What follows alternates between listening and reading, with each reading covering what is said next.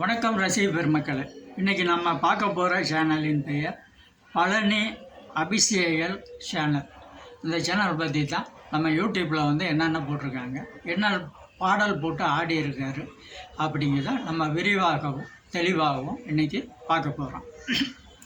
தேடல் வரும்பொழுது என் உணர்வுகளும் கலங்குதடி அப்படிங்கிற ஒரு அழகான பாடல் போட்டிருக்காரு.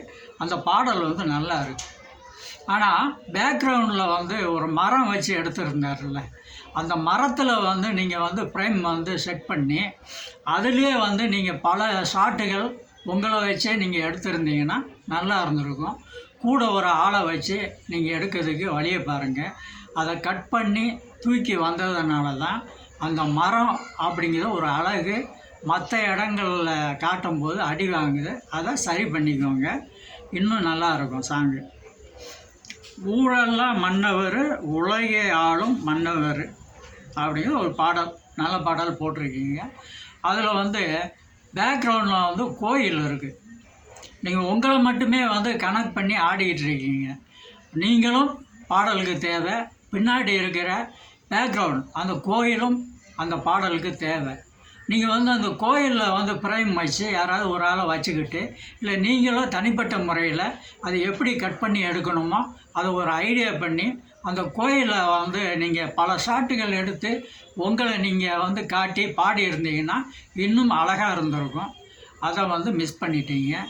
பேக்ரவுண்டு ஒரு சாங்குக்கு முக்கியம், நீங்களும் முக்கியம். அதை சரி பண்ணுங்க. அதுக்கு பிறகு அப்படியே பார்த்தோம்னா இன்னும் என்னை நம்பவில்லையா அப்படிங்கிற ஒரு பாடல் போட்டிருக்கீங்க. அது நல்ல சாங்கு. நீங்கள் என்ன பண்ணியிருக்கீங்க, ஒரு வில்லு வண்டியில் ஏறி உங்களை மட்டுமே ஃப்ரேமில் காமிச்சிருக்கீங்க. வில்லு வண்டி வந்ததில்லை. அந்த வில்லு வண்டி கேட்டால், அண்ணே ஒரு 5 நிமிஷம் எனக்காக கொஞ்சம் ஒதுக்கி கொடுங்கண்ணே, நான் ஒரு சாங் எடுத்துக்கிறேன்னு அவர்கிட்ட கேட்டால் உங்கள் ஊருக்காரர் தானே. வண்டியில் ஏற்றுறவர் உங்களை வச்சு ஏன் சாங் எடுக்க மாட்டார்? அதை நீங்கள் கேட்கலை.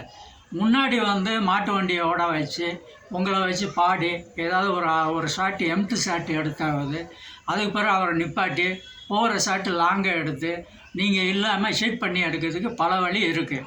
அதே நீங்கள் மிஸ் பண்ணிட்டீங்க. சாரி, ஒரு நல்ல சாங்கை ஏன் கெடுத்தீங்க?